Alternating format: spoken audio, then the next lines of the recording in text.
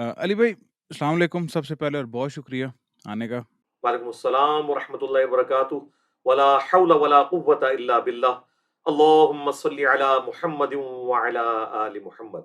جی احمد بھائی، سر میں نے آپ کو 2019 سے دیکھنا سٹارٹ کیا، سٹارٹ میں 2019 کے، اور بس میں دھوکہ کھا گیا اس کی آپ کی پاک سے نا۔ جب پہلی دفعہ میں نے آپ کی ویڈیو دیکھی تو میری جہالت سمجھ لیں تو میرے دماغ میں جو پہلا خیال آیا، میں کہ اب یہ نیا لونڈا آ گیا، حالانکہ آپ میرے سے بہت بڑے ہیں، ٹھیک ہے تو میں نے نہیں وہ اتنا دیکھا بڑا تو بھی بس نہیں پھر ہوئی ہے میں نا، جی جی اتنا بڑا بھی نہیں ہو۔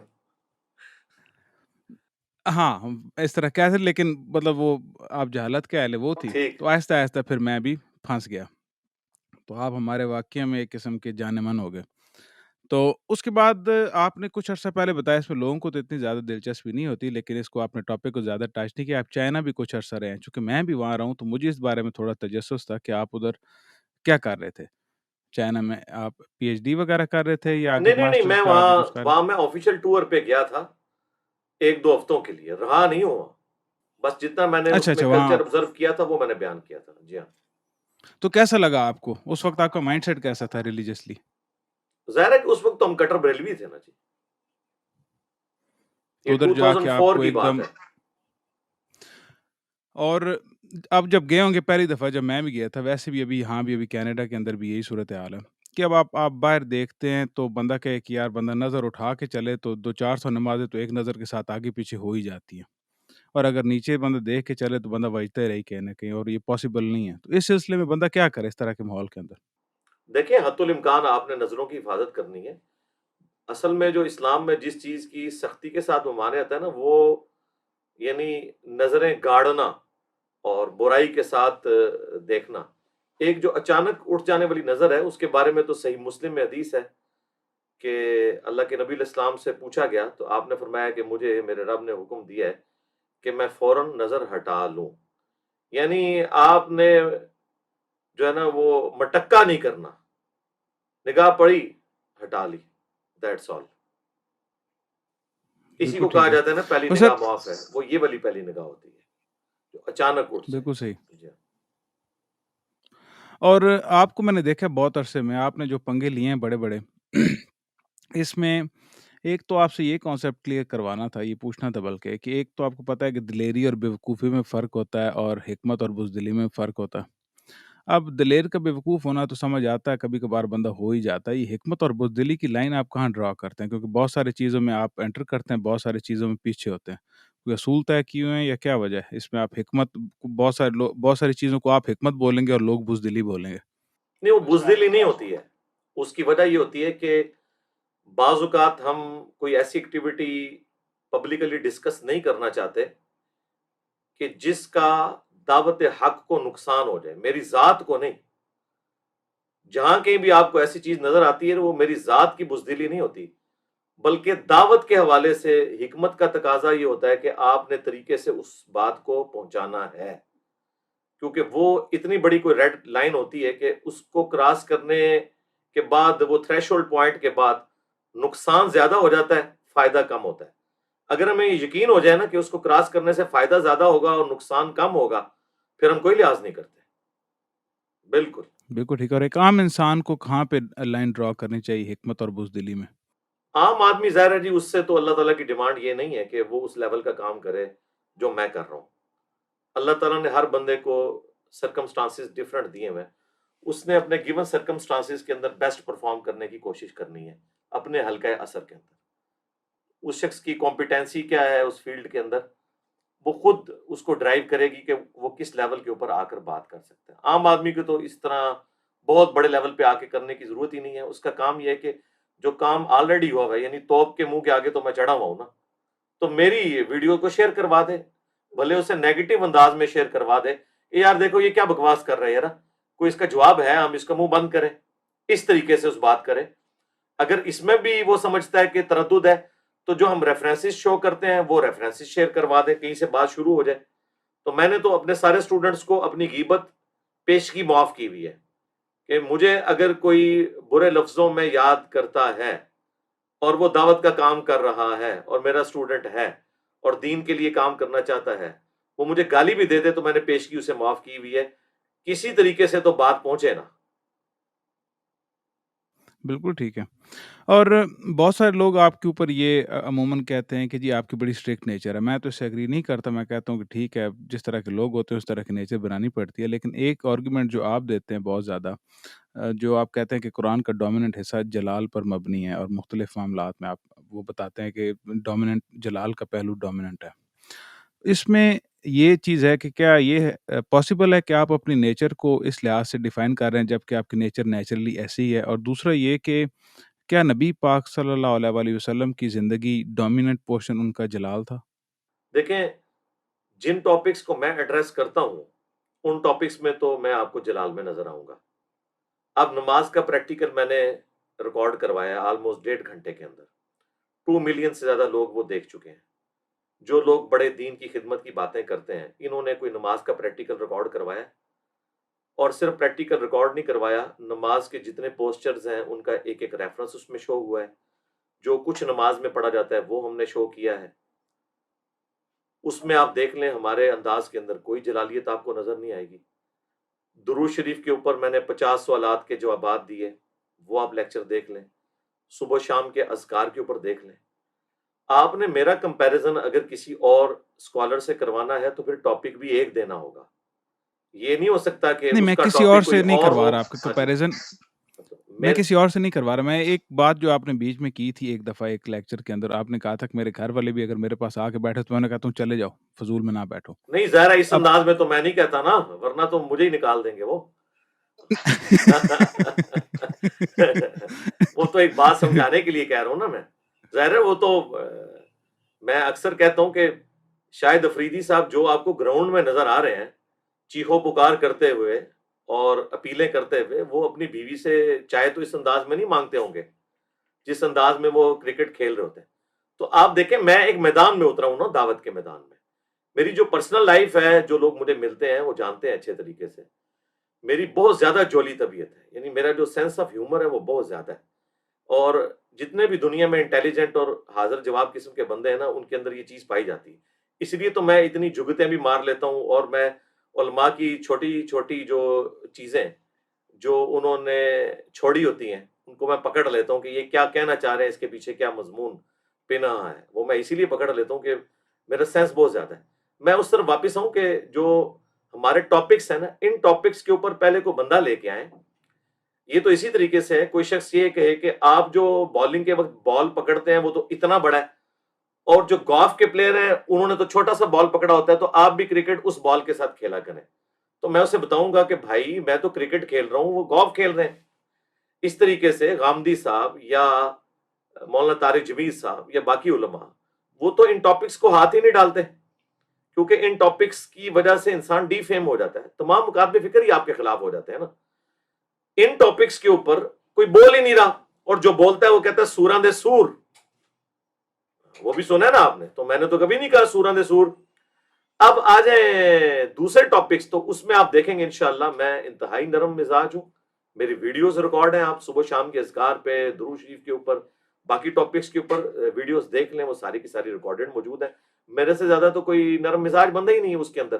لیکن جو یہ والے ٹاپکس ہیں، ان کو اگر اس پیشن سے میں بیان نہیں کروں گا تو دنیا میں تبدیلی کیسے آئے گی؟ طارق جمیل صاحب کو ہندو سنتا ہے نا، 10 سال تک بھی سنتا رہے، وہ ہندو ہی رہے گا، ایک اچھا ہندو بن جائے گا. لیکن ہمیں 10 منٹ نہیں سرکار، 10 سیکنڈ بھی میرے کچھ جملے سن لینا تو اس کا ایک بار دماغ اس کا چکرا جاتا ہے کہ یار میں اسے گولی مار لوں یا اپنے آپ کو گولی مار لوں. یہ کہہ رہا کیا ہے، یہ کہاں سے بول رہا ہے، یہ کیا بات کر رہا ہے؟ یہ جو تبدیلی ہے نا، یہ جو سچائی ہے، وہ اسی پیشن کے انداز کی وجہ سے ہے. اور یہ بھی آپ کو غلط بتایا گیا کہ نبی علیہ السلام جو ہے وہ تقریر کرنے میں بڑے نرم مزاج تھے. نہیں، عام گفتگو میں آپ علیہ السلام نرم مزاج تھے، لیکن تقریر میں آپ کا سٹائل وہی تھا جو میرا ہے، جو ڈاکٹر اسرار صاحب کا ہے. صحیح مسلم میں 2005 نمبر حدیث ہے کتاب الجمعہ چیپٹر میں کہ نبی علیہ السلام جب ممبر پر چڑھتے آپ کی آواز بلند ہو جاتی، آنکھیں سرخ ہو جاتی، غصے میں اضافہ ہو جاتا. یہ الفاظ ہیں، غصے میں اضافہ ہو جاتا، جیسے کوئی جرنیل اپنی فوج کو تیار کر رہا ہو.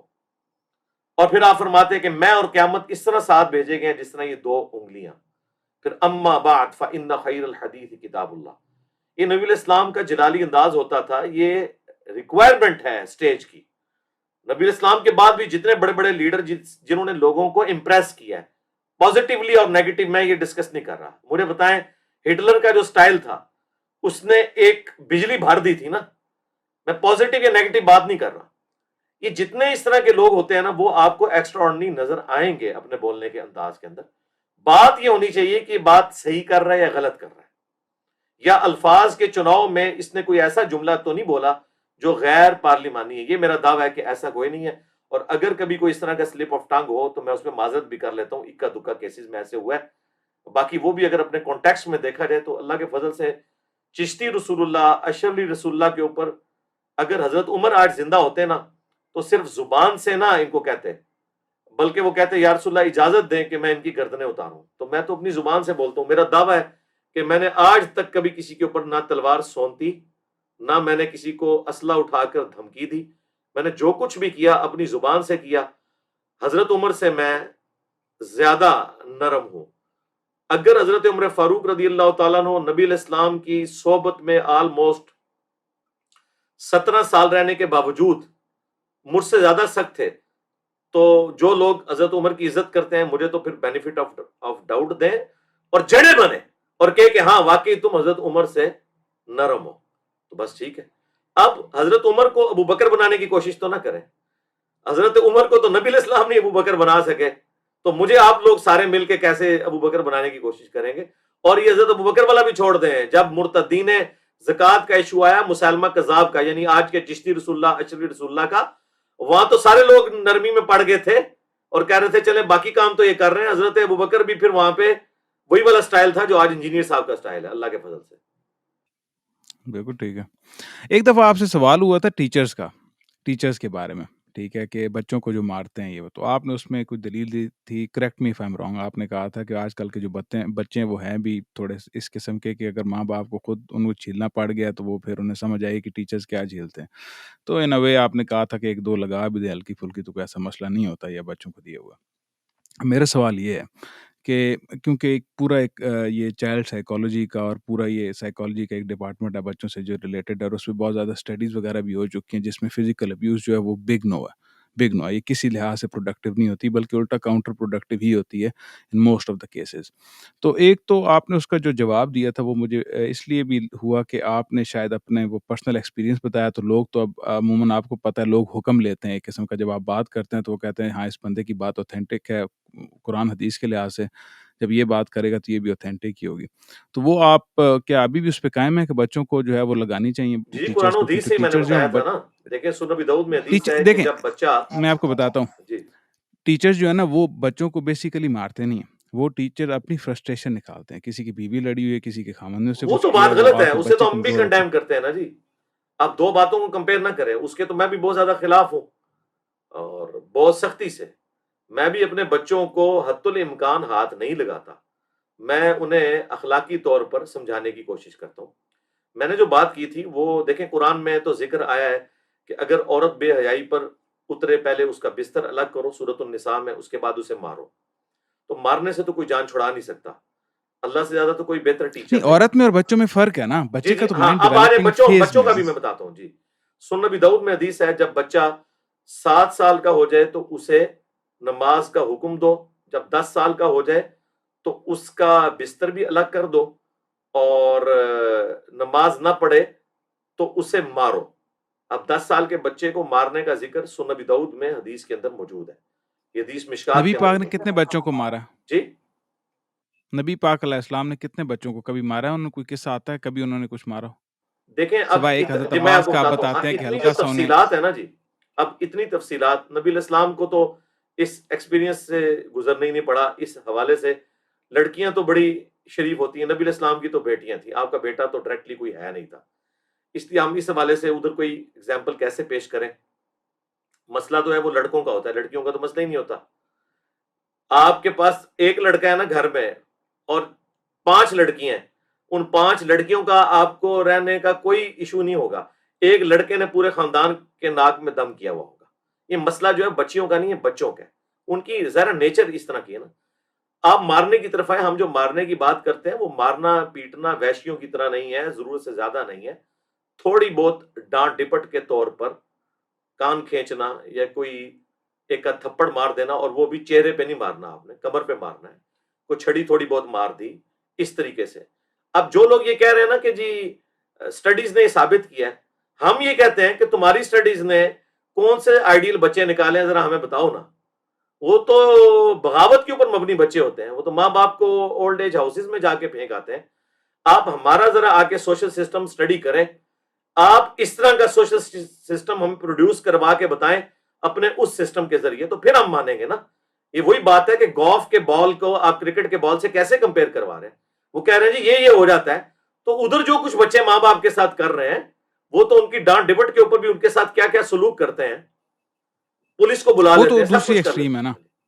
وہ تو دوسری ایکسٹریم ہے. یہ تو کچھ تو کہتے بس بھی نہیں دیکھیں نا, بچے, تو آ وہ کے ان پھر کے ہمیں منہ پہ کیوں, مار وہ کے ہمیں چلے کیسے جاتے ہیں. گائیڈ کریں گے کہ جی ہم نے دیکھا ایسے نیگیٹو ہوتی ہے. ہمارا پریکٹیکل رزلٹ بھی ان کے سامنے ہے, ہمارے معاشرے کا ان کا بھی آپ کے سامنے ہے, آپ دیکھ لیں. بالکل ٹھیک. اچھا, جو ابھی اس وقت مسئلہ چل رہا ہے ایران کے اندر, حجاب کی وجہ سے وہ چیز سٹارٹ ہوئی اور وہ ایک ایکسٹریم سے اتر کر ابھی ادھر نارتھ امریکہ اور یورپ میں جو ایرانی خواتین ہیں وہ نیم برہنہ ہو کے باہر احتجاج کر رہی ہیں, آپ کو شاید پتہ ہوگا. جی جی جی. تو اس معاملے میں دین کا حکم کیا ہے کہ ریاست کیا جس طریقے کی انہوں نے سختی کی, فرض کر لیں کہ ٹھیک کی انہوں نے سختی یا نہیں کی, یا جو بھی آپ کر لیں, ہو گیا وہ خاتون جو تھی وہ بیچ میں ہو گئی کسٹڈی میں, وہ شہید ہو گئے. تو اب اس سلسلے میں دین کیا حکم دیتا ہے کہ ریاست کیا اتنی زیادہ سختی کر سکتی ہے, اور اس کے بعد اب اس کا ریپرکشنز میں لوگ جو ہیں وہ بالکل دوسری سائڈ پہ چلے گئے اور لبرلز کے تو مزے بن گئے. اس جی, پورے قصور کس معاملے کا؟ کو اس نہج پر پہنچانا جو ہے یہ سب سے پہلے ذمہ دار ایران کی گورنمنٹ ہے. اگر یہ ایکٹیویٹی پرفارم ہو گئی تھی نا, انہیں فوراً ڈیفینسو موڈ پہ جا کر بلڈ منی دے کر اور معافی تلافی کر کے اس مسئلے کو ٹھپ کر دینا چاہیے تھا, اور اپنے چینلز کے اوپر اس کو روک لگا لینا چاہیے تھا. آپ دیکھیں نیوزی لینڈ کے اندر اتنا بڑا انسیڈنٹ ہوا ہے مسجد کے اندر, وہاں کی جو پرائم منسٹر ہیں جسنڈا, انہوں نے روک لگا لیا, کالے کپڑے پہن لیے, اسمبلی میں تلاوت ہو رہی ہے. یعنی ہمیں شرمندگی ہونا شروع ہو گئی کہ یار یہ تو کوئی ہم سے بڑی کو مسلمان ہے, کرسچن ہو کے بھی. وہ انہوں نے جو کچھ بھی کیا اس کا فائدہ کیا ہوا کہ آل اوور دا ورلڈ مسلمانوں کا غصہ ٹھنڈا ہو گیا. اگر اس کی بجائے وہ مسلمانوں کے پروٹیسٹ کو دبانے کی کوشش کرتی, وہ خود اس سولوشن اینڈ پہ آ کے بیٹھ گئی بجائے پرابلم اینڈ پہ کھڑے ہونے کے. مسجدوں میں جو ہے کرسچنز نے, باقی اور مذہب کے لوگوں نے ہمارے جمعے کے خطبے سننے شروع کر دیے آ کے مسلمانوں کے ساتھ اظہار یکجہتی کے لیے. یہ کام کرنے کی ضرورت تھی. اس کی بجائے انہوں نے جس طریقے سے اسے مس ہینڈل کیا, اس کا رزلٹ یہی نکلنا تھا.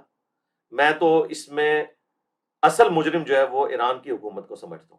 اب یہ بار بار کہنا کہ جی غیر مسلم سازشیں کر رہے ہیں, لبرل سازشیں کر رہے ہیں, تو وہ کریں گے نا, وہ شیطان کے اعلی کار ہیں.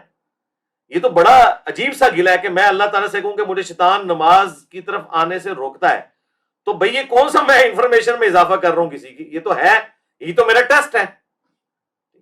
دنیا میں اللہ تعالیٰ نے ٹیسٹ رکھے ہیں, تو یہ تو ہمارا ٹیسٹ ہے نا. اس کا رونا تو رونا ہی نہیں چاہیے. ہمیں تو کاؤنٹر اسٹریٹجی تیار کرنی چاہیے جو انہوں نے نہیں کی, اور جو اتنے سالوں سے ایک نزلہ جمع ہوا تھا وہ نکل آیا. باقی اسٹیٹ کا یہ کام نہیں ہے کہ زبردستی کسی سے حجاب کروائے. جی ہم تو اس چیز کے بالکل حق میں نہیں ہے. نہ داڑھی رکھوا سکتی ہے اسٹیٹ, نہ حجاب کروا سکتی ہے. اسٹیٹ کا کام ان معاملات کے ساتھ ڈیل کرتا ہے جو حقوق العباد کے اور معاشرے کے جو اجتماعی ایشوز ہیں نا, یعنی اگر کوئی قتل و غارت کا معاملہ ہو گیا تو جوڈیشری کے ذریعے وہاں پہ امن کو قائم کرنا, یہ ہے جو انسان کے اپنے انڈیویجول فیل ہے, بشرطے کہ وہ اعلانیہ ایسے نہ ہو کہ دوسروں کو تنگ کریں. مثلا ایک شخص شراب پی کے اعلانیہ جو ہے وہ چوک میں آ جاتا ہے, وہ تو کسی کے ساتھ بھی کوئی گالی گلوچ اور باقی معاملات کر سکتا ہے. ہاں گھر کے اندر بیٹھ کے شراب پی رہا ہے, مر جائے شراب پیتے ہوئے, کوئی مسئلہ نہیں ہے. زنا کر رہا ہے چھپ کے, مر جائے, آرام موت, اللہ کو خود جواب دے گا. آپ صرف ترغیب دلا سکتے ہیں. لیکن جو اعلانیہ اور جو پبلک سے ریلیٹڈ چیزیں ہیں نا, وہاں پر آپ جو ہے ضرور گورنمنٹ کو یوز کریں, اور اس میں حجاب اور داڑھی زبردستی کروانا یہ بالکل غلط ہے. میں سمجھتا ہوں یہ بہت بڑی مس ہینڈلنگ ہوئی ہے, اور یہ شاید اب تھریشولڈ پوائنٹ کراس کر گئی ہے. بالکل صحیح. اچھا تھوڑا-سا میں ایک بیچ میں پولیٹیکل سوال تو نہیں ہوگا، پولیٹیکل جو آپ کے نظریات ہیں ان کے اصول کے اوپر میرا سوال ہے. وہ اس لحاظ سے ہے کہ میں دیکھتا ہوں کہ آپ بہت زیادہ عمران خان کو ڈیفینڈ بھی کرتے ہیں اور بہت زیادہ کرٹیک بھی کرتے ہیں، جو کہ بالکل ٹھیک ہے، کوئی ایسا مسئلہ نہیں ہے. لیکن میں نے پچھلے دنوں ایک کلپ دیکھا تھا آپ کا، اور بلکہ پوری ویڈیو ہی دیکھی تھی. اس میں آپ نے یہ بولا تھا کہ مثال کے طور پہ آپ کوڈ ورڈز میں بات کرتے ہیں کہ آپ کے اسٹوڈنٹس نے آپ کو بتایا کہ جی اس طریقے سے یہ چیزیں ہوتی ہیں جو آپ کے اسٹوڈنٹس مختلف جگہ کے اوپر موجود ہیں، جو یہ پولیٹیکل لیڈرز جتنے بھی ہیں ان کی آپ کو اندر کی باتیں یا ان کی حرکات و سکنات بتاتے رہتے ہیں. بالکل ٹھیک ہے. اب ہوتا اس طریقے سے ہے کہ جب آپ اس طریقے سے بات کریں کسی کے بارے میں بھی، چاہے عمران خان ہو چاہے باقی ہوں، تو آپ کی بات چونکہ بہت زیادہ اوتھینٹک ہے، تو اس وجہ سے لوگ اس پہ بلیو بھی کرتے ہیں. تو پرابلم یہاں پہ آ جاتا ہے کہ آپ بات کر دیتے ہیں، بات کا مطلب بھی لوگوں کو سمجھ آ جاتا ہے، نہ آپ اپنے اسٹوڈنٹس کا بتاتے ہیں، نہ کوئی ایویڈنس دیتے ہیں، پولیٹیکل ریپوٹیشن ڈیمیج ہو جاتی ہے بندے کی. تو یہ آپ کس طریقے سے، مطلب آپ اس طریقے سے کہہ سکتا ہے بندہ کہ مثال کے طور پہ آپ نے عمران خان کے بارے میں بولا یا کوئی بھی اور لیڈر ان کے بارے میں بولا کہ ان کے اندر کے حالات ایسے ہمیں پتہ ہے، اس طرح کی برائیاں ان کے اندر ہیں، موجود ہیں، ہمارے اسٹوڈنٹس ہیں. اب نہ وہ اسٹوڈنٹس آنے کو تیار ہوں گے، نہ آپ ان کے نام بتائیں گے، نہ کوئی بتائیں گے کہ ایگزیکٹلی کیا ہوا ہے. تو مطلب ہماری امیجنیشن بھی ادھر ادھر چلی جاتی ہے کہ پتہ نہیں اس طرح کی کون سی باتیں. تو کیا آپ یہ بات اصولی طور پر کر سکتے ہیں کہ ڈیمیج ریپوٹیشن کر کے اور پورا ایویڈنس بھی نہ دیں؟ ہاں مجھے تو پہلے یہ بتائیں، جو اب لیکس آئی ہیں ساروں کے سامنے، اب بھی گنجائش رہے گی؟ ہمارے اوپر جب بھی کوئی برا دیکھیں، وقت آنا شروع ہوتا ہے، اللہ کے میں فضل سے کسی کو غیبی ڈیفینڈ مدد نہیں آ کر رہا، جاتی میں ہے. اس پرٹیکولر اصول کی بات، ادھر جائیں گے وہ بہت لمبی نہیں، بحث ہے، میں میں اس ایسے آپ کو پرٹیکولر بتا اصول رہا کی ہوں، میں بات کر رہا ہوں. اصول پہ بھی آتا ہوں. پہلے تو میں آپ کو یہ بتا رہا ہوں کہ غیبی مدد ہمارے ساتھ ہمیشہ آئی ہے، اس دفعہ بھی آ گئی ہے. اپنی کرامت آپ کو ایک بتا دینا، ہماری کرامتیں بھی سن لینا، اللہ کے فضل سے ہر دفعہ آتی ہیں نا. ہم یہ کہتے تھے نا کہ جو جب طارق جمیل صاحب نے کہا کہ یہ لوگ خریدے گئے اور یہ حکومت اسٹیبلش ہوئی، ٹھیک ہے، اور وہ کربلا کے ساتھ اسے جوڑ رہے تھے، تو ہم نے بتایا کہ سینٹ میں بھی جس طریقے سے میجورٹی کو مائنورٹی عمران خان صاحب نے زرداری صاحب کے ساتھ مل کر بنایا تھا، اس وقت اگر وہ حلال تھا تو اب حرام کیوں ہو گیا؟ تو اس کے لیے تو مجھے ایویڈنس دینے کی ضرورت نہیں، آپ کے سامنے تھی. لیکن اس پہ میں بھی آپ کے ساتھ ہوں. ہاں جی، اب اس پہ بھی ترنا ہو گیا ہے کہ آپ نے دیکھ لیا ہے، خریدنے کی، وہ آلو اور ٹماٹر خریدنے کی باتیں نہیں ہو رہی ہیں کہ 5 ٹماٹر تم خرید کے لے آؤ تو 3 میں لے آؤں گا، پھر انشاءاللہ بھنڈی جو ہے نا وہ بنائیں گے یا چکن کڑھائی بنائیں گے. وہ تو آپ کو بھی پتا ہے، ہمیں بھی پتا ہے. اچھا اب آ جائیں ادھر. میں نے اسپیسیفکلی کسی ایک خاص برائی کا ذکر کر کے کبھی بھی کسی پولیٹیکل لیڈر کے بارے میں بات نہیں کی ہے. اسپیسیفکلی برائی کا ذکر کر کے، مثلا میں شراب کا ذکر کروں، زنا کا ذکر کروں، اس طرح نہیں ہے، جنرل بات کی ہے. تو جب جنرل بات کی ہے تو جنرل میں جتنی باتیں ہیں ان میں سے کئی ایک باتیں تو آپ کو ویڈیو ایویڈنس کی شکل میں موجود ہیں. مثلا غلط بیانی، بات بات کے اوپر اپنی ہی ایک کی ہوئی بات سے مکرنا اور پھر اسے حلال کرنے کی کتے کو کوشش کرنا اور اسے یو ٹرن کا نام دینا. تو میرا خیال ہے یہ تو اس طریقے سے سب کے سامنے آ چکا ہے. اور ماشاءاللہ دونوں طرف کی جو جماعتیں ہیں، پی ڈی ایم بھی اور پی ٹی آئی بھی، دونوں ایک دوسرے کی پرانی ویڈیوز اور نئی ویڈیوز چلا کے ایک دوسرے کو ایکسپوز کر رہے ہیں. تو اس کے لیے انجینئر صاحب سے رابطہ کرنے کی ضرورت نہیں ہے. پی ٹی اے والوں سے نون لیگ کی پرانی ویڈیوز اور آج کا کمپیریزن دیکھ لیں، اور عمران خان صاحب سے کے جلسوں میں بھی آپ دیکھ لیں وہ کمپیریزن کرواتے ہیں. اور نون لیگ والوں سے عمران خان صاحب کے تو خیر کریکٹر میں اس طرح کی بہت ساری چیزیں ہیں کہ جو ان کے بیان بدلتے ہیں، تو وہ ساری چیزیں لوگوں کے سامنے ہیں. تو باقی جو ذاتیات کی بات ہے، میں نے کبھی اس گناہ کا کبھی ذکر نہیں کیا کہ کون سا ہے. لیکن آپ آلموسٹ ادھر تک پہنچ جاتے ہیں، بس دروازہ نہیں کھٹکھٹاتے. نہیں، وہ دروازہ میں کیوں کھٹکھٹاؤں جی؟ دروازہ اس لیے نہیں، میں نے، میرا کام وہ ہے لوگ آپ خود لوگوں کو کھٹکھٹا بچانا. لیتے ہیں نا، آپ یہ ہمیں لا کے دروازے کے اوپر کھڑا کر دیں. میرا مسئلہ یہ ہے کہ ہاں آپ جی، لا ہاں کے ہمیں جی، دروازے ہاں کے جی، میں اوپر آپ کو کھڑا بتاتا کر ہوں میرا دیتے ہیں، مسئلہ ہم لوگ کیا ہے. خود. میرا مسئلہ یہ ہے کہ آج عمران خان صاحب، مولانا فضل الرحمان صاحب، نون لیگ والے، یہ سب کے سب لوگ مذہب کا نام لینا چھوڑ دینا اور کہیں کہ ہماری جماعتیں سیکولر ہیں. واللہ میں کبھی ان کے کریکٹر پہ بات ہی نہیں کروں گا.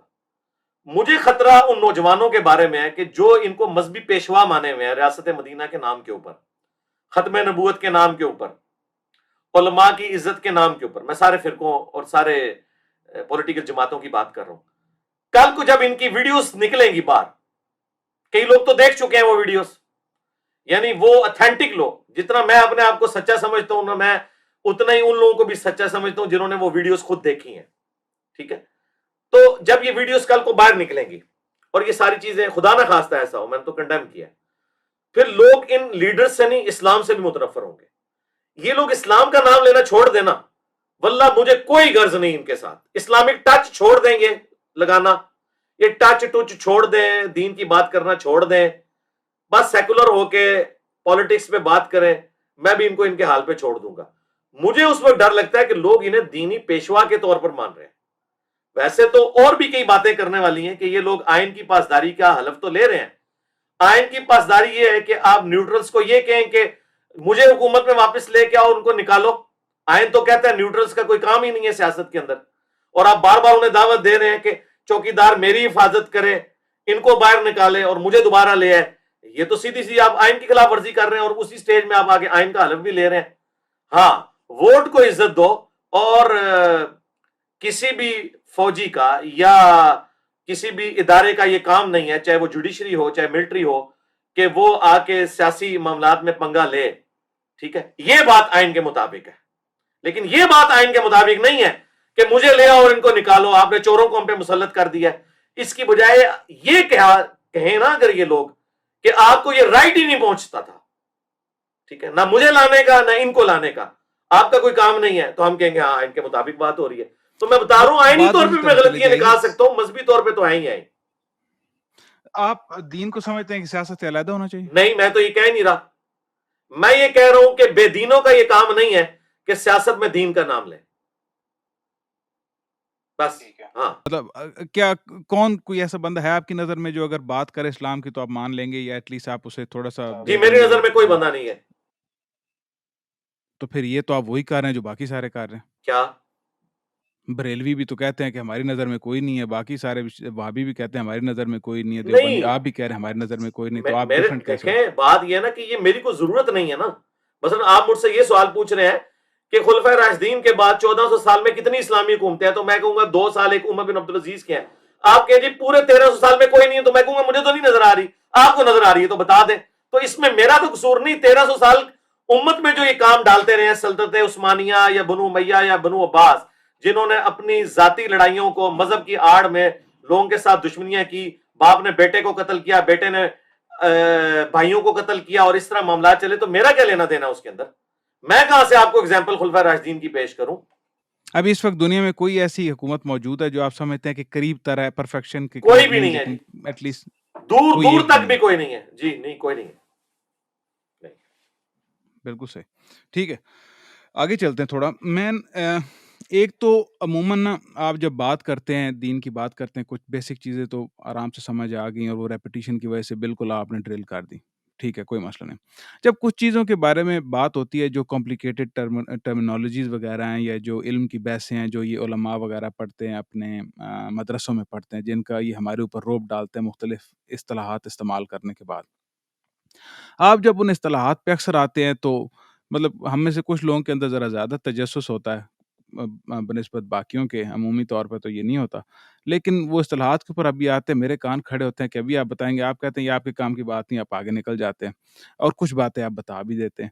تو ابھی آپ کی آڈینس ایک لیول تک تو ایجوکیٹ ہو چکی ہے پچھلے 10-12 سالوں میں، تو ابھی آپ اگلا گیئر لگا کے تھوڑا علمی اصطلاحات کے بارے میں کیوں نہیں آڈینس کو گائیڈ کرتے وقتاً فوقتاً، اور تھوڑا ہائی فریکوینسی کے ساتھ رادر دین لو فریکوینسی؟ مثلا ابھی آپ کے 8-10 گھنٹے میں کوئی 2-3 اس طرح کی باتیں ہوں گی جس میں آپ چیزیں بتائیں گے، لیکن اس میں اگر زیادہ کر دیں ایک ڈیفائن پیٹرن کے ساتھ، تاکہ لوگوں کو جو ہے وہ اور زیادہ، جو لوگ آلریڈی پچھلے 10 سال سے آپ کو فالو کر رہے ہیں، ان کے لیے ایک نیا ایڈونچر بن جائے اوپر کہ یار جی ہاں جی، اب ہم نے یہ چیز بھی سیکھنی ہے، بجائے اس کے کہ ہم نکل کے مطلب روزانہ 10-10 گھنٹے بیٹھ کے کتابیں پڑھے اور ہمیں لوگوں کے اوپر روب ڈالنے کے لیے بڑی بڑی موٹی موٹی کتابیں لیں۔ تو آپ ہی بتا دیں ہمیں۔ ہاں جی، میں ویسے آپ کے ساتھ ایگری اس حوالے سے نہیں کرتا کہ آپ کہہ رہے ہیں کہ علماء موٹی موٹی اصطلاحات استعمال کرتے ہیں۔ مجھے بتائیں اس پلانٹ ارتھ پہ کون سا عالم ہے جو موٹی اصطلاحات استعمال کر رہا ہے، ویڈیوز میں آ کے اپنی آڈینس کو بتا رہا ہے، اور وہ تمام وقتاً کی فوقتاً تمام، روب میں ڈالتے میں ہیں نا میں علی بات بھائی یہ۔ مکمل کر لوں نا، پہلے بات مکمل کر، اور وہ تمام کی تمام اصطلاحات میں نے آلریڈی بیان نہ کی ہوں۔ اس سے بڑھ کر ہمارا یہ دعویٰ ہے کہ ہمارے اس پلیٹ فارم سے جتنی ریلیجس اصطلاحات ٹرمنالوجی استعمال ہوئی ہیں، یہ تو کسی نے کی نہیں ہے، ہم نے ہی آگے لوگوں کو یہ بتایا ہے۔ مجھے بتائیں اس وقت جتنے بڑے بڑے علماء ہیں، مفتی تقی عثمانی صاحب، مفتی منیب الرحمان صاحب، اور توصیف راشدی صاحب، یعنی میں تینوں فرقوں کے نام لیے، ان کی کس ویڈیو کے اندر یہ ٹاپک ڈسکس ہوا ہے کہ حسن لغیری ہی کیا ہوتا ہے، حسن لذاتی ہی کیا ہوتا ہے، حدیث مرفوع کیا ہوتا ہے، حدیث موقوف کیا ہوتا ہے؟ ٹھیک ہے، اور یہ باقی ساری جتنی ٹرمنالوجیز ہیں یہ تو آپ بتائی میں نے آ کے، انہوں نے کن ویڈیوز میں، میرا تو بڑا تجسس میں اضافہ ہوا ہے کہ آپ کون سے علماء کو سن رہے ہیں کہ جو آپ کو ایسی اصطلاحات بتا رہے ہیں جو میں نے پہلے نہیں بتائی ہوئی ہیں. میرے خیال میں تو یہ باتیں یہ کرتے ہی نہیں ہیں. یہ تو فرماتے ہیں عمومی ایک طور بزرگ کا بیان ہے، ایک علامہ صاحب فرماتے ہیں، یہ ان کی تو باتیں یہ ہیں، ان کی تو قرآن و سنت کی کسی اصطلاح کے ساتھ کوئی لینا دینا ہی نہیں ہے. میں تو بڑا حیران ہوں، ذرا مجھے بھی بتایا، میں بھی وہ ویڈیوز دیکھوں، اور میں محظوظ ہوں اس سے. دیکھیں مختلف ایسے ہوتا ہے نا، جب یہ آپ اگر وہ سنیں کیا نام ہے مفتی طارق مسعود صاحب کی، تو جی ان جی کے اگر آپ بتائیں، بہت سارے لیکچرز بیچ میں ہاں جی سنیں تو بتائیں، کبھی کبھار کوئی جو ایک چیزیں اصطلاح بتائیں جو انہوں نے آپ کو سکھائی ہو دین کی، بتائیں. ابھی اس وقت تو میں نہیں بتا ہاں سکوں گا، نہیں، مجھے ٹائم دیکھ کے قیامت بعد تک میں ہے آپ کہوں کے گا. پاس، اگلی چیز میں آپ کے ساتھ کر لوں گا. دیکھیں میں ان سب لوگوں کو سنتا ہوں، میرے بھائی ان لوگوں کے، ان کو خود یہ تمام، اور جو بندے آپ کو یہ بتا رہے ہیں کہ ہم ڈگری کر کے فارغ ہو چکے ہیں، ہمیں پتہ ہی نہیں تھا المحنت کے اندر کیا لکھا ہوا ہے، انہوں نے آپ کو کہاں سے اصطلاحات بتانی ہے؟ میرے سے پہلے کس نے آ کے ویڈیو میں بتایا کہ دیوبند بریلوی کا اصل اختلاف حسام الارمین اور المحنت علی المفند ہے؟ یہ تو بتایا ہی نہیں ہے. ہم نے تو آ کے اختلافات بتائے ہیں سارے کے سارے، ان کی ٹرمز ہم نے بتائی. یہ سرکار، اس کے سارے رائٹس ہمارے پاس ہیں، ہم سے پہلے کسی نے نہیں بیان کیا، کاپی رائٹ اسے پھینکیں گے. اب کوئی اگر بولے گا کسی ٹرم کے اوپر، میں نے انٹروڈکشن آف حدیث کے اوپر پورا لیکچر ریکارڈ مثلا کرا ہے، میں ایک آپ تمام کو کی بتا تمام دیتا ہوں، ٹرمنالوجیز بتائیں. اور یہ آپ میں اکثر تکبر کے طور عموماً پر نہیں کہہ رہا، اس وقت ہم پیورلی ایکڈیمک بحث کر رہے ہیں، یہ میں تکبر کے طور پہ جی بات جی نہیں کر رہا. یہ نہ ہو کل کو کوئی کلپ اس میں سے کاٹ لیں. بالکل ٹھیک. مثلا ایک تھا یہ معتزلہ کا فتنہ جو تھا، معتزلہ کا جو مسئلہ وغیرہ آیا تھا، اس میں آپ میں نے ابھی تک شاید میرے سے مس ہو گیا یا میں نے دیکھا نہیں، آپ اس کی ڈیٹیل میں نہیں کہ جب یہ آتا ہے تو آپ کہتے ہیں یہ باقی علمی بحث ہے، اس آپ کی کے وجہ ہے کام کہ کی دنیا بات میں نہیں، ہے ہی اس نہیں کو ہے، یہ ہے ہی نہیں. لیکن اس کا کیا، اس کے بارے میں تھوڑا بتائیں گے کہ ہم اتنا تو پتہ ہے قرآن مخلوق تھا، لیکن اس کی ریپرکشنز کیا تھی اگر ہو جاتا، دیکھیں لیٹ نا. سے اف اٹ ہم گوز ان دی ادر چیزوں کے وے. اوپر اگر ایفرٹ پٹ کریں نا، یہ وہی ایفرٹ ہیں جو ہمارے پولیٹیکل لیڈر نان ایشوز کے اوپر اپنی ایفرٹس پٹ کر رہے ہیں. ہمارے علماء نان ایشوز کے اوپر ایفرٹ پٹ کر رہے ہیں. جب ایک ایشو ریزالو ہو گیا نا، اس کے بعد اس کی دقیق بحثوں پر اپنا ٹائم ضائع کرنا، اس کا نقصان یہ ہوتا ہے کہ لوگ جو اصل چیزیں ان سے دور ہو جاتے ہیں. میں آپ کو دعوے سے کہتا ہوں، میں نے کبھی بھی جنگ جمل صفین نہروان بھی ڈسکس نہیں کرنی تھی اگر یہ دنیا میں ایک اسٹیبلش ایشو آج تک نہ موجود ہوتا، اور دنیا میں اسلام کے دو ٹکڑے، سنی اسلام اور شیعہ اسلام نہ ہوتے. میں نے کبھی اس کو موضوع بحث نہیں بنانا تھا. میں نے کبھی حیات النبی کے ایشو کو موضوع بحث بنانا ہی نہیں تھا. یہ بحث نبی الاسلام صحابہ تابعین کے زمانے میں ہے ہی نہیں تھی. حیات النبی، حاضر و ناظر، علم غیب، یہ ٹرمز یوز ہی نہیں ہوتی تھی، نہ ان عقیدوں کو اس طریقے سے پریزنٹ کیا جاتا تھا. لیکن ہماری بدقسمتی کہہ لیں کہ ہم ایسی دنیا کے باشندے ہیں جہاں پہ یہ پریکٹیکلی چیزیں ایگزسٹ کرتی ہیں. میں کیسے جان چھڑا لوں؟ رہ گیا معتزلہ کا ایشو، تو عام بندے کے لیے اتنا ہی کافی ہے. اعتزال کہتے ہیں الگ ہونے کو. وہ اہل سنت نے ان کے لیے ٹرم یوز کی کہ وہ مین سٹریم سے الگ ہو گئے. خلق قرآن کا مسئلہ انہوں نے اٹھایا ایک تو، کہ قرآن جو ہے وہ اللہ کی مخلوق ہے. تو آج تو کسی مسلمان کا یہ عقیدہ نہیں ہے، ٹھیک ہے. اور کچھ وہ احادیث کو عقل کے پیرائی کے اندر لے کر اس کو ریجیکٹ کیا کرتے تھے. یہاں سب سے بڑا اس طرح کا اعتراض اگر کسی شخص پہ ہو سکتا تھا تو وہ جاوید احمد غامدی صاحب ہیں، کیونکہ انہیں لوگ ماڈرن معتزلہ کہتے ہیں. لیکن انہوں نے بڑی تفصیلی ویڈیو معتزلہ کے خلاف ریکارڈ کروا دی ہے، اور انہوں نے 5 بڑے بڑے فرق بتائے ہیں، اور انہیں گمراہ ڈکلیئر کیا اور بتایا کہ میں نہیں ہوں. تو بات ہی ختم ہو گئی. آپ صرف اس کو چھوڑ دیں. میں منکرین حدیث جو ہے نا، ان کے جو ایشوز ہیں نا، ان کو بھی میں ایڈریس نہیں کرتا ہوں. اس کی وجہ یہ ہے کہ دنیا میں یہ ایسے فرقہ ہے ہی نہیں ہے، نہ ان کی کوئی مسجد ہے، نہ ان کے کوئی فالوور ہے.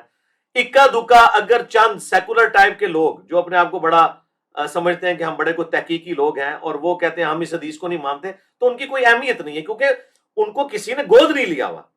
ہم اس پلیٹ فارم سے وہ بات کریں گے کہ جو مسلمانوں نے گود لیے ہیں. میں ایتھیسٹ کے بھی وہ پرابلمز نہیں ایڈریس کرتا جو عام مسلمان کے دماغ میں ہی نہیں ہے. یہ بڑا ظلم ہے کہ میں ان کو ویڈیو سے ڈسکس کروں.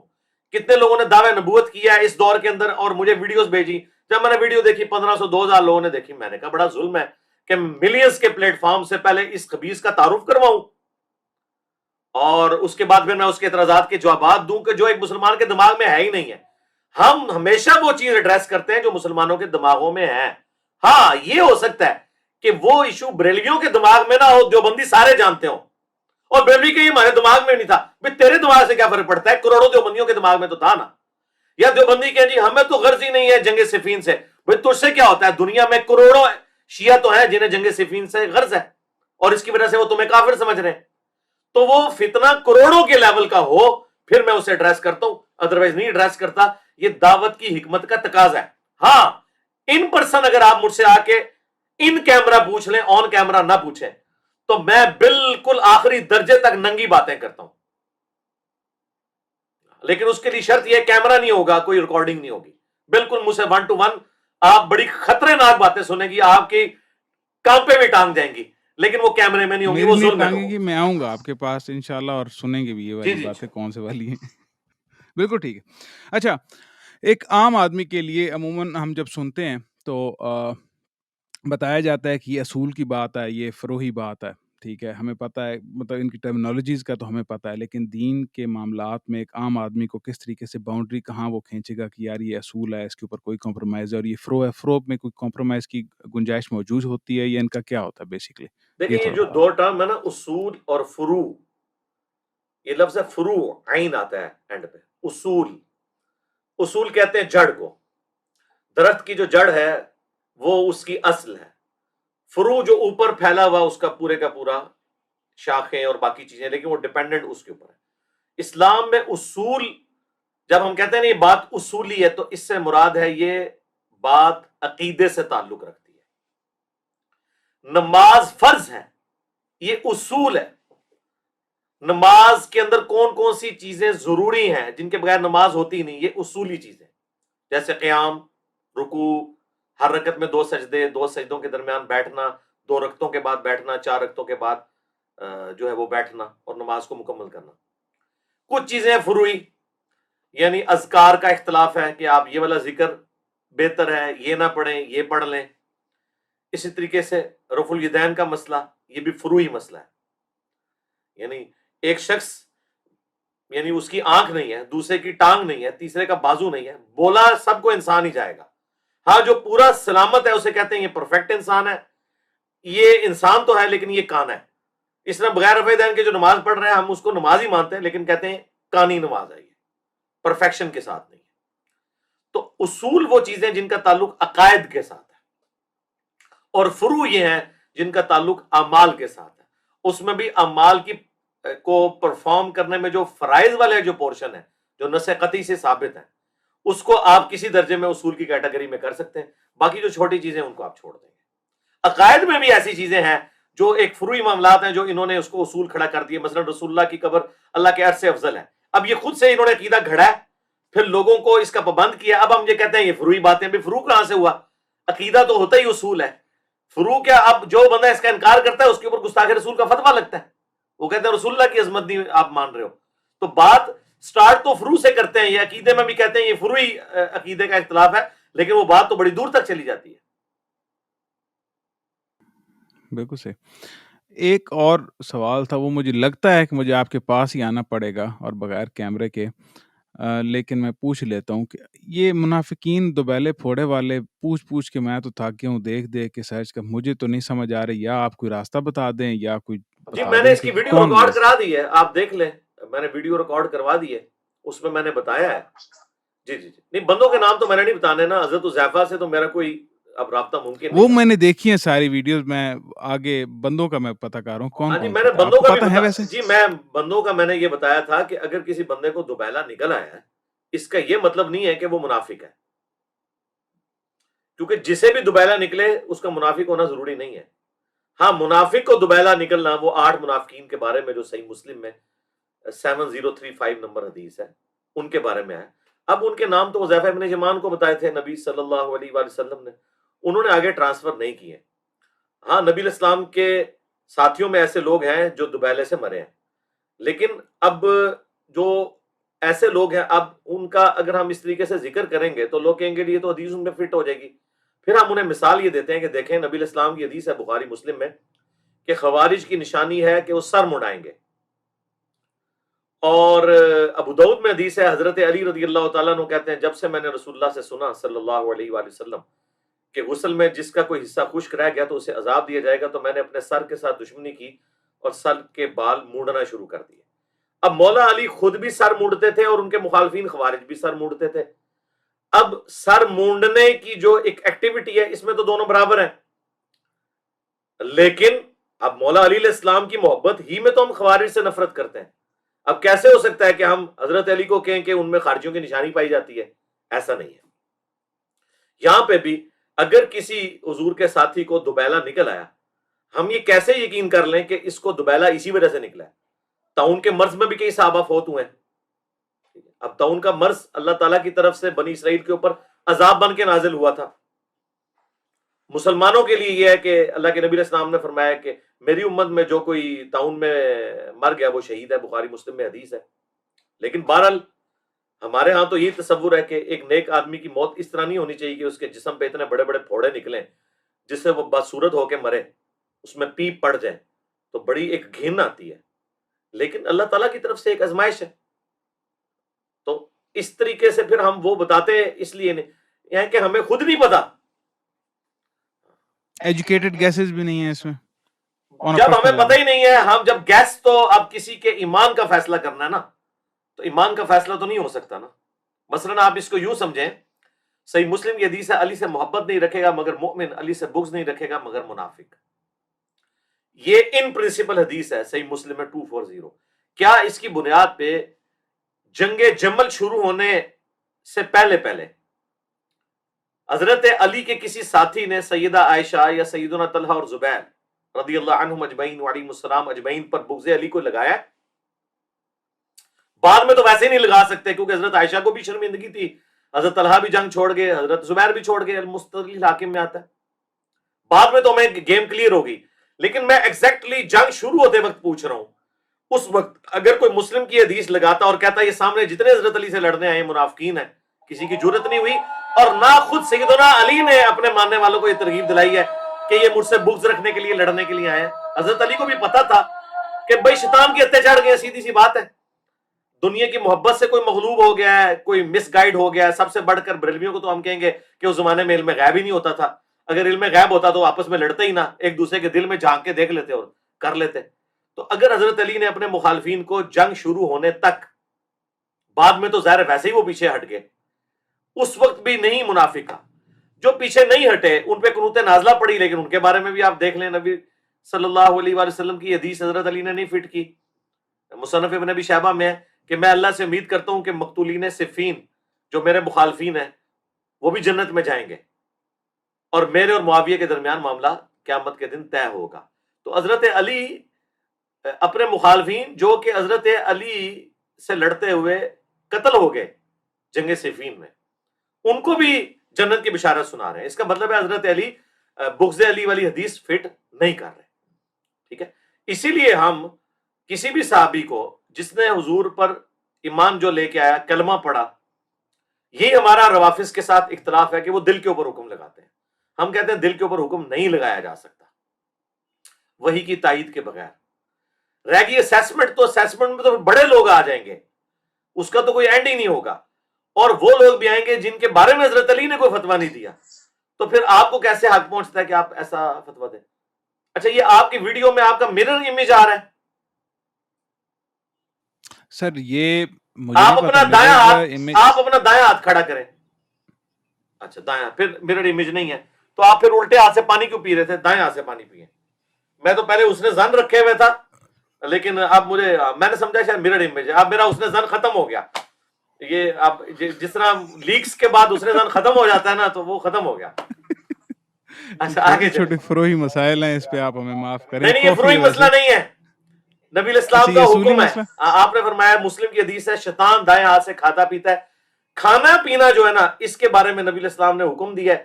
باقی آپ سارے کام بے شک الٹے ہاتھ سے کام کریں, لیکن کھانا پینا جو ہے نا وہ دائیں ہاتھ سے کرنا ہے, یہ حکم ہے. بالکل ٹھیک ہے سر, دائیں پہ رکھ لیا ابھی. ہاں جی, جزاک اللہ. بالکل صحیح. اچھا, جس طرح آپ نے بتایا سارا بریلوی سے ادھر تک کا سفر بیچ میں، تو ہر سفر میں اس طرح ہوتا ہوگا کہ آپ کے دماغ میں کچھ سوال آتے ہوں گے، اور جب وہ سوالوں کے خاص حد تک جواب ملتے جاتے ہیں تو آپ ایک سٹیپ اوپر چلے گئے یا ایک سٹیپ دوسری لائن پہ چلے گئے، ادھر تک پہنچ گئے آپ۔ اس وقت محمد علی مرزا کے دماغ میں کچھ طرح کے سوال ہیں جو ابھی تک آنسر نہیں ہوئی، جن کے چاہتے ضروری نہیں ہے کہ وہ بیسک عقیدے کے سوال ہوں، لیکن کوئی تجسس کے بنا کے اوپر یا کچھ جن کے بارے میں آپ سوچتے ہیں کہ یار یہ سوال کا یہ جواب، بے شک وہ عوام سے تعلق نہ بھی رکھتے ہوں، بتانا پسند کریں نہیں، فی سوال جو الوقت ان پہ کوئی آپ ایسی چیز اپنا نہیں دماغ۔ ہے جی، اللہ کے فضل سے میں اللہ کا شکر ادا کرتا ہوں، کوئی ایسی چیز نہیں ہے جس کے بارے میں مجھے تجسس ہو۔ بالکل کوئی مائنیوٹ اگر کوئی چیز ہوئی، وہ کبھی دماغ میں آئی تو بات ہو جائے گی، فی الحال تو کوئی ایسی بات نہیں ہے، الحمدللہ میں اچھا، کوئی کانفیڈنٹ ہوں۔ دنیاوی لحاظ سے بھی کچھ نہیں؟ جی، دنیاوی لحاظ سے بھی کچھ نہیں؟ دنیاوی اعتبار سے مثلا کیا؟ میں پہلے تو جدید ایک تو فقہی دینی احکام و مسئلے مسائل مسائل تھے کی نا، آپ بات کر دنیاوی رہے ہیں؟ لحاظ سے بھی کچھ تجسسات کچھ بندے کو ہوتے ہیں نا معاملات کے میں، جس طرح آپ ڈاکیومنٹریز بہت زیادہ دیکھتے ہیں، باقی بہت زیادہ چیزیں دیکھتے ہیں اس معاملے میں۔ اب تو مطلب مجھے تجسس اگر آپ پوچھیں اس وقت، تو وہ پاکستان کی فکر ہے صرف، کہ ہمارے پولیٹیکل لیڈرز جو ہیں اس وقت، جبکہ 1/3 پاکستان ڈوب چکا ہے سیلاب میں، اور یہ ابھی تک ہمارے میڈیا کی خبروں کی زینت یہ پولیٹیکل لیڈرز بنے ہوئے ہیں، ہماری اسٹیبلشمنٹ، ہمارے سارے کے سارے ادارے، ان کی پوری توجہ اس وقت پولیٹیکل لڑائی کے اوپر ہے، ٹھیک ہے؟ مجھے یہ بڑا تجسس ہے کہ یہ کس طرح ہمیں حب الوطنی کے بھاشن دیں گے، جبکہ خود ان کا اپنا حال یہ ہے کہ یہ بڑوں کی لڑائی کے اندر 22 کروڑ عوام ذلیل ہو رہی ہے، اور ہمارا میڈیا، میں نے شروع میں بھی ویڈیو ریکارڈ کروائی تھی کہ آپ ان کی ویڈیوز دکھانا چھوڑ دیں، اور گورنمنٹ یہ اناؤنسمنٹ کرے کہ پہلی 15 منٹ کی جو خبریں ہیں سیلاب زدگان سے متعلق ہوں گی، اس کے بعد کسی نے کو دیکھنا ہے ان کو آپس میں لڑتے ہوئے تو ضرور دیکھ لے، اول تو دکھائیں نا، اور جوڈیشری میں بھی یہ چیزیں ڈسکس ہوں۔ لیکن افسوس کے ساتھ یہ میرا تجسس نہیں جا رہا کہ یہ پاکستان کے ساتھ مخلص ہیں بھی ہیں کہ نہیں ہیں۔ یہ اگر آپ کے پاس کوئی سولوشن ہے، کوئی آپ مجھے بتائیں تو میرا مسئلہ حل ہو جائے گا۔ مجھے تو قرائن یہ بتا رہے ہیں کہ بڑی مشکل سے میرا حسن ظن ان کے بارے میں قائم رہتا ہے کہ یہ صرف بھاشن دینے کی حد تک مخلص ہیں، باقی جو تکلیف ایک عام پاکستانی کو اس وقت ہے، ایک عام مسلمان کو ہے، پاکستانیوں کی حالت دیکھ کے، چاہے وہ اکنامک سچویشن ہو یہاں کی، چاہے وہ ہمارے سیلاب زدگان کی حالت ہو اس وقت، مطلب ہمارے پاس تو ریئل ٹائم ڈیٹا ہے، ہمارے پاس تو لوگ آتے ہیں، یقین کریں کہ لوگ جو ہیں وہ تو صدیوں پیچھے چلے گئے، اور مجھے یہ بھی یقین نہیں ہے کہ اگلے سال دوبارہ سیلاب آیا تو یہ روک پائیں گے، اگلے سال بھی یہی کچھ ہوگا کلائمیٹ چینج کی وجہ سے۔ چلیں اس سال تو مجھے صبر بھی آ جائے، اگلے سالوں کے لیے انہوں نے کیا کیا ہے؟ ان کے پلے کوئی شے نہیں ہے کچھ کرنے کے لیے۔ تو یہ میرا ایک تجسس ہے اپنے بڑوں کے بارے میں، تمام پولیٹیکل لیڈرز، تمام ریاستی اداروں کے بڑوں کے بارے میں، کہ مجھے ان کے بارے میں وسوسے آتے ہیں کہ یہ لوگ اس قوم اور اس ملک کے ساتھ مخلص نہیں ہیں۔ میں اس کو وسوسے کا بالکل۔ نام دے رہا ہوں۔ آخری سوال، جی آخری سوال، نبی کریم صلی اللہ علیہ علیہ السلام اگر آپ کے پاس آ جائیں ابھی، یا آپ جنت میں ان سے ملاقات ہو، تو پہلا سوال کیا ہوگا؟ سوال ہوگا؟ سوال نبی صلی اللہ علیہ وآلہ وسلم سے، ہاں جی، جی جی، سوال ہم یہ کہیں گے یا رسول اللہ ہمارے لیے شفاعت کے لیے آپ دعا کریں۔ نہیں، جنت میں آپ پہنچ گئے، شفاعت کے بعد کی بات ہے یہ۔ اچھا، جنت میں پہنچنے کے بعد جی جی، نبی علیہ السلام سے سوال کیا ہوگا؟ ہاں جی، میں نے جو ایک ویڈیو ریکارڈ کروائی تھی، میں جنت میں اللہ سے کیا مانگوں گا؟ نبی پاک کی ساری زندگی دیکھی ہاں، میں، نبی علیہ السلام کی نبی مجھے پاک سے پوری کیا زندگی سوال جو ہے ہوگا؟ نا وہ ویڈیو میں دکھائی جائے، ٹھیک ہے؟ اب نبی پاک سے کیا سوال ہوگا؟ نبی پاک صلی اللہ علیہ وآلہ وسلم سے میرا ایک ہی سوال ہوگا کہ آپ صلی اللہ علیہ وآلہ وسلم کیا اپنے امتیوں کے اوور آل کنڈکٹ سے سیٹسفائی ہیں یا نہیں، ایز کمپیئر ٹو اگلی انبیاء کی امتوں کے؟ میں جواب بھی بتا دیتا ہوں، بالکل۔ میرے خیال میں تو نبی علیہ السلام اس کا جواب پازیٹیو میں دیں گے کہ ہاں، اگر ان سے کمپیئر کیا جائے تو واقعی میرے اچھا، امتیوں کا کنڈکٹ ظاہر ہے۔ جی سرکار مجھے بتائیں کس نبی کے ماننے والے اتنے پیشن سے ہیں کہ حضرت موسیٰ علیہ السلام جو سب سے بڑے صاحب امت ہیں، رسول اللہ کے بعد اگر سب سے زیادہ امت کسی کی تھی نا جو ان کے زندگی میں ایمان لے کر آئی، تو حضرت موسیٰ علیہ السلام کی تھی، 6 لاکھ کا لشکر لے کے نکلے، لیکن وہ کوہ طور پہ چند دنوں کے لیے گئے تو 70,000 ان کے صحابہ نے بچڑے کو خدا بنا لیا، ٹھیک ہے؟ حالانکہ دنیا سے نہیں گئے تھے، لیکن آج ہمارے پیغمبر کو دنیا سے گئے آلموسٹ 1400 سال ہو چکے ہیں، اور آج بھی ملینز آف مسلمس اسی طرح کی پکی توحید رکھتے ہیں اور زیرو ٹالرنس رکھتے ہیں توحید کے معاملے میں، جو کہ نبی الاسلام کے ساتھیوں میں تھی. تو یہ رسول اللہ کی بہت بڑی کامیابی ہے. اس طرح کی توحید کسی اور پیغمبر کے ماننے والوں کے امتیوں کو نصیب نہیں ہوئی ہے. الحمدللہ. بالکل ٹھیک ہے سر، بہت شکریہ. جزاک اللہ خیر. اور تھینک یو ویری مچ. اور میں دعاؤں ایک میں بات یاد اینڈ رکھیے پہ گا جی. یہ بتا جزاک اللہ دوں خیر. کہ آپ کے یہ جو اسٹوڈنٹس ہیں نا، انہوں نے بڑا خوش کیا ہے. یقین کریں میں باقی لوگوں سے بات کرتا رہتا ہوں نا، تو وہ جو ان کے آگے ہوتے ہیں وہ چھوٹے چھوٹے فرعون ہوتے ہیں، تو بڑا مشکل ہوتا ہے ان سے بات کرنا نا. تو انہوں نے کوئی اس طرح کی نہیں کی، مجھے بڑا اچھا لگا. تو میں نے سوچا میں آپ کو ضرور یہ بات بتاؤں گا کہ آپ نے ان کی الحمدللہ. تربیت شاید اچھی کی ہے بہت. جی ابرار بھائی الحمدللہ. اور منصور بھائی، ان دونوں سے میرا رابطہ تھا، جی تو مجھے بڑا اچھا الحمدللہ. لگا الحمدللہ. ان سے بات کر کے الحمدللہ. تسلی سے. کوئی جزاک نخرے اللہ نہیں خیر. کیے انہوں نے کسی ٹھیک ہے قسم جی. کے. فی امان اللہ. السلام علیکم. فی امان بہت شکریہ سر، اپنا اللہ. خیال رکھیں. جزاک بہت اللہ. شکریہ. اللہ